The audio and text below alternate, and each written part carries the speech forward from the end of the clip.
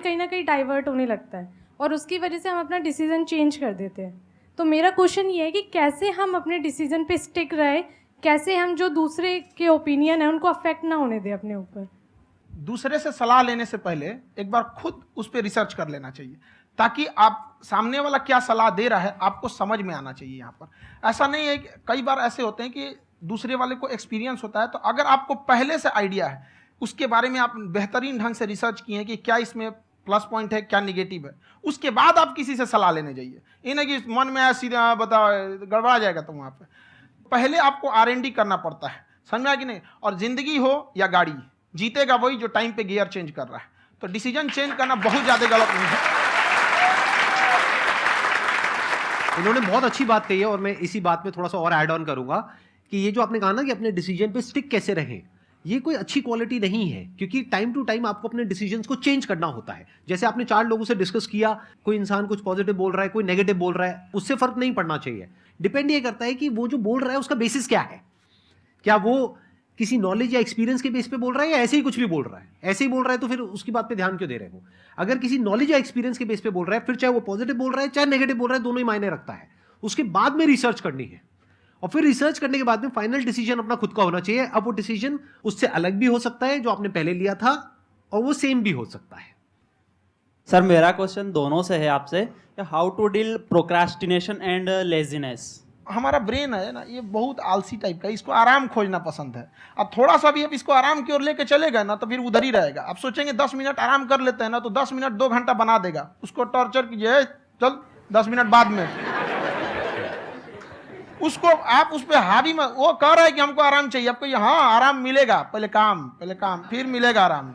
तो आप उसके हिसाब से मत चल। आपका मन कर रहा है थोड़ा सा देख लेते हैं, कोई नोटिफिकेशन आया, आप कोई काम कर रहे हैं, क्यों पहले काम कर लीजिए, बाद में देखिएगा ना नोटिफिकेशन।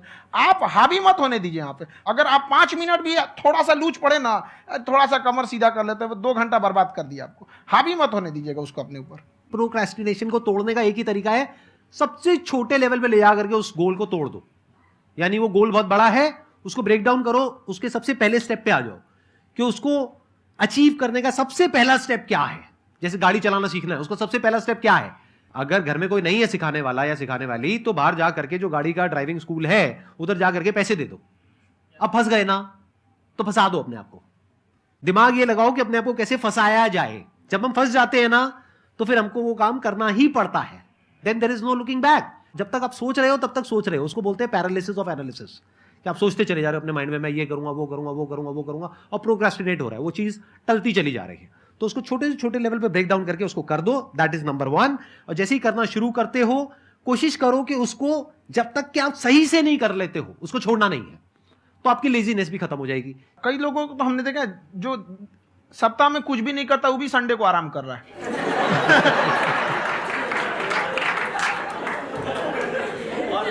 वैसे कहा भी जाता है कि अगर कोई काम आपको करवाना है ना तो ऐसे किसी इंसान को दो जो बिजी है। हाँ। ऐसे आदमी को मत दो जो खाली है। ये परफेक्ट एग्जाम।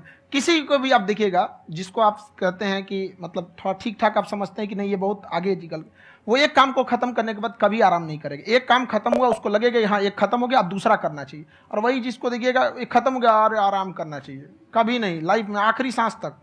सर यहाँ पे सब हिंदी में पूछते हैं, इंग्लिश में पूछते हैं, मैं भोजपुरी में पूछूं? जौन भाषा ठीक लगे तोने में पूछ दो। हाँ सर।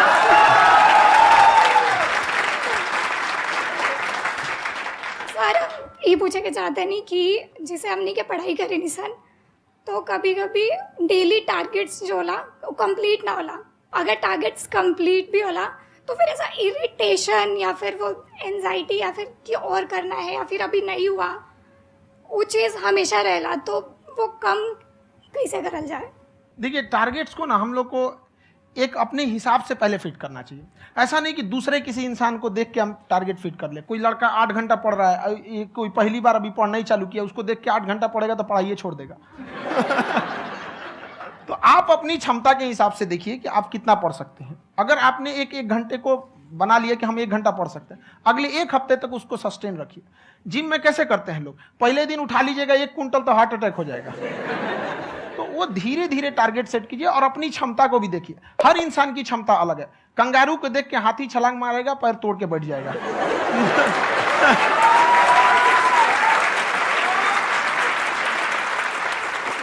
अब संदीप सर का मोटिवेशन देख के इसका मतलब क्या कि ट्रेन के आगे खड़ा हो जाएंगे, ढकेल देंगे तुमको। हालांकि ऐसा कर देते हैं, लेकिन ऐसा करिएगा लोग नहीं, क्षमता पता होना चाहिए। आपके अंदर एंजाइटी हो रही है कि मैंने कर तो लिया है, आप ये नहीं कह रहे कि मैंने कुछ भी नहीं किया है फिर मेरे को एंजाइटी हो रही है, आप ये कह रहे हो मैंने काफी कुछ कर लिया है फिर भी एंजाइटी हो रही है कि कहीं कुछ छूट तो नहीं गया है। तो बेसिकली आपको ये देखना है कि अगर आपके अंदर ये एंजाइटी हो रही है, that means you are a very good student, आप एक अच्छे स्टूडेंट हो। क्यों? क्योंकि बहुत सारे स्टूडेंट्स तो ऐसे हैं उनको पढ़ने के नाम से एंजाइटी होती है। तो आपको एंजाइटी हो रही है कि मैंने पढ़ लिया, दिन में मानो 8 घंटे का आपने टारगेट सेट किया और 6 घंटे पढ़ लिया, या मान लो 8 घंटे भी पढ़ लिया, फिर भी एंजाइटी हो रही है कि मैंने 10 घंटे नहीं पढ़ा।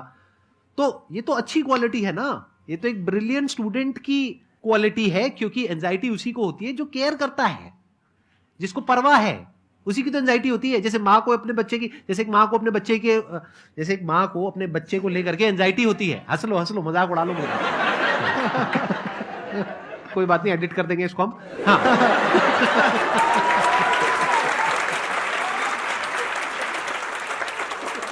जैसे एक माँ है, उसको अपने बच्चे को लेकर के एंजाइटी होती है, थोड़ी सी भी तबीयत खराब हो जाए उसको एंजाइटी होती है, चाहे बच्चा ठीक भी है, डॉक्टर को नहीं होती है।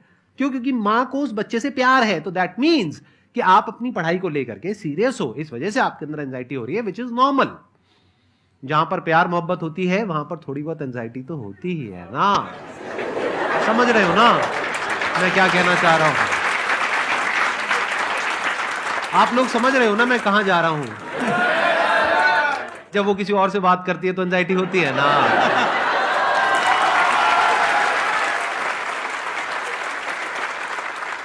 सर, आपकी स्टोरी हमने सुनी थी, तो एक टाइम आया था जब आप गंगा किनारे जाके बैठ गए थे, उस समय आपको कुछ समझ नहीं आ रहा था, तो उस समय मतलब आपने ये डिसीजन कैसे लिया कि अब आगे नहीं, यहाँ से वापस जाना है? रास्ता ही नहीं था। घर जाने के लिए एटलीस्ट 90 रुपए चाहिए थे, जेब में 40 रुपए थे, कैसे घर जाते हैं? और हम गंगा के किनारे चुपचाप बैठे बैठे हम कहें कि अब बहुत टेंशन हो गया, अब घर जाना चाहिए। रूम पे तो किराए के रूम पे ही आदमी सारे लोग रहते, गए वहाँ पे तो रूम लॉक हो गया था। तुम खटखटाए तो ऊपर से गुस्सा से बोले जो ऑनर थे, क्या टाइम हो गया है? तुम कहे 9-10 बज रहा होगा। घड़ी देखिए तो 2 बज रहा था, रात का 2-2:30 बज गया था वहाँ। टेंशन में आप तो होता है, कई बार ऐसा समय आएगा कि लगेगा जैसे अब कुछ नहीं हो सकता है, तो इससे घबराना नहीं है। कभी कभी गुच्छे की आखिरी चाबी भी ताला खोल देती है। जो बातें आपने बताई कि घर में प्रॉब्लम्स ये तो बहुत लोगों ने फेस करी वहां पर, आप अकेले नहीं है, बहुत लोगों ने ये प्रॉब्लम्स फेस करी, बहुत तरह की प्रॉब्लम्स देखी, बहुत तरह की स्ट्रगल्स देखी, लेकिन वो सब इतने कामयाब नहीं हो पाए जितने कि आप हुए। तो आपके अंदर ऐसा कुछ ना कुछ है जो औरों के अंदर नहीं है, तो वो मैं जानना चाह रहा हूं कि वो ऐसा क्या था जहां से कि आपका दिमाग यहां तक सोच पा रहा है कि मैं पूरे इंडिया में इतने बड़े लेवल का चेंज लेकर के आ सकता हूं, एजुकेशन फील्ड में रेवोल्यूशन लेकर के आ सकता हूं। ये सोचना ही बहुत लोगों के बस का नहीं है। मेरी एक खुद की थिंकिंग, अगर हमको कोई 100 रुपए किसी काम के लिए दिया, हम सबसे यही कहते हैं, तो हम कोशिश करते हैं उसे 200 का रिटर्न दे। अगर कोई हमसे 200 रुपया फीस दे रहा है, 250 दे रहा है, तो हम उसको ये कोशिश करते हैं कि तुम्हें ऐसा लगे कि नहीं भैया हमने 10-20 हज़ार का पढ़ लिया यहाँ पर। वो ईमानदारी से कभी कमी नहीं। और हमेशा अगर हम प्रॉमिस एक्स का करते हैं तो डिलीवर 4x करना चाहते हैं। ध्यान से सुनना और ध्यान से समझना इस फर्क को, अगर आप समझ पाए तो बहुत आगे जाओगे लाइफ में। एक वो होते हैं जो ये सोचते हैं कि हमें सब कुछ मिल जाए, हमें कुछ भी करना ना पड़े। दूसरी कैटेगरी होती है लोगों की जिनको जितना मिलता है उसमें भी चोरी चकारी करते हैं या कोशिश करते हैं कि उससे कम दे सामने वाले को जितना कि हमें मिल रहा है। तीसरी कैटेगरी होती है लोगों की, जो इनके जैसे लोग होते हैं, वो क्या करते हैं, वो ये सोचते हैं कि अगर मैंने किसी से 1 रुपए भी लिया, देखा जाए तो 200-250 रुपए कुछ भी नहीं होता है, 200-250 रुपए अगर मैंने लिया तो कैसे उसको 400 रुपए की वैल्यू दूं। ये जो थिंकिंग है ना, यही एक फर्क होता है एक ऐसे इंसान में जो बहुत आगे निकल जाता है और उस इंसान में जो मीडियोकर रह जाता है। आप अपने आप को अपने आप के ऊपर समय दीजिए, उसको डेवलप कीजिए। जब आप अपने आप के ऊपर खर्च करते हैं तो आने वाले समय में लोग गूगल पे आपको सर्च करते हैं। क्या बात है सर, ये आपने अभी बनाया है या ये कोई पुराना आपका वो है? बनते रहता है, इसे फ्लो में बन जाता है। आपके अंदर ना सर एक कवि छुपा हुआ है कहीं ना कहीं जो बाहर आना चाहता है। कभी ना कभी आपने सोचा होगा कुछ। हाँ, कभी कभी देखिए, एक चीज है, संगत का बहुत अच्छा असर पड़ता है। ये चीज को हमेशा, संगति का मतलब लोग हल्के में ले लेते हैं। संगति का मतलब होता है संग संग गति। तो अच्छे लोग के साथ रहेंगे तो संग संग अच्छी गति होती जाएगी, खराब में रहेंगे तो ये भी होता है। बट अपने आप को थोड़ा सोचना चाहिए कि हम केवल जी के मर जाएं इसके लिए नहीं आए हैं। लोग कहते हैं कि सर नाम क्यों नहीं बताते अपना, हमारी एक ही सोच है कि जाने के बाद इस दुनिया से हमको मतलब एक चीज देना चाहते हैं स्टूडेंट्स को कि वो याद करें कि इस पैसे की भाग दौड़ की दुनिया में हर कोई दोनों हाथ से लूटने में लगा है खाली हाथ जाने के लिए, ये सबको लगा है। तो हर कोई को ये सोचना चाहिए कि था कोई इंसान जो इतने कम फीस में इतनी शिक्षा जो महंगी थी, जो कमाने का रास्ता था, उसको भी एकदम कंपटीशन इतना कर दिया कि अब लोगों को अपनी फीस बढ़ाने में डर लगता है कि अरे यार, लड़का कमेंट करता है कि खान सर इतना ले रहे हैं आप, बहुत बड़ा टीचर हो गए।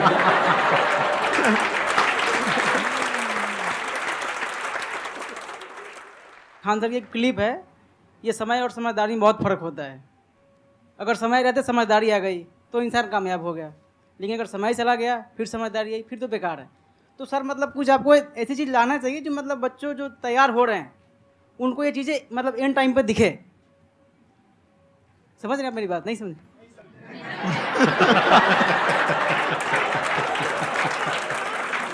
यही होता है सर, सर का मोटिवेशन ज्यादा हो जाता है। जब आप स्ट्रगलिंग फेज में हैं तो कम से कम चीजों को अपने ऊपर खर्च कीजिए, ज्यादा से ज्यादा सीखने में खर्च कीजिए। अगर आपको राजा बनने का शौक है तो गुलाम की तरह मेहनत करना सीखिए, तब राजा बनेंगे।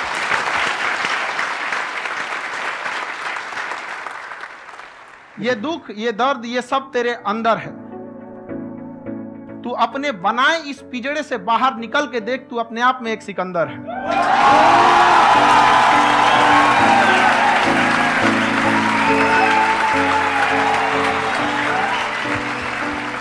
Thank you so much sir for coming. बहुत मजा आया मेरे को आपके साथ में इंटरेक्ट करके। आई एम श्योर आप लोगों को भी बहुत मजा आया होगा।